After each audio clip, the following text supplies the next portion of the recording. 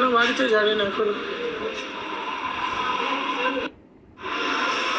উৎপল মণ্ডল, তাই তো তোমার নাম?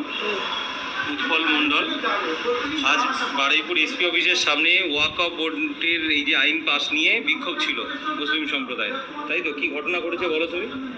ওরা মিছিল করছিল, আমি জানি না। আমার বাড়িতে বাচ্চাটা অসুস্থ বলে আমি সাইড দিয়ে বেরোচ্ছিলাম।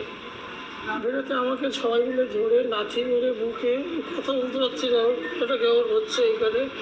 আর গলায় তুলসীর মালা ছিল বলে আরও মেরেছে, চশমা ভেঙে দিয়েছে, মাথায় লাথি মেরেছে, বুকে লাথি মেরেছে, চোখে মেরে চোখ দিয়ে রক্ত বের করেছে, নাক দিয়ে রক্ত বের করে দিয়েছে। এই অবস্থায় গাড়িটা ভেঙে দিয়েছে আমার। গাড়ি ভেঙে দিয়েছে? গাড়ি ভেঙে কি গাড়ি ছিল তোমার? স্কুটি। আচ্ছা, স্কুটি নিয়ে তুমি আসছিলে আর আমি সাইড দিয়ে আসছিলাম। ওদের রিকোয়েস্ট করছিলে? আমি রিকোয়েস্ট করছি আমি চলে যাবো। আমিও সাথে এসেছি। তো এখন কি সমস্যা হচ্ছে? এখন চোখে দেখতে পাচ্ছি না আর মাথায় যন্ত্রণা করছে খুব।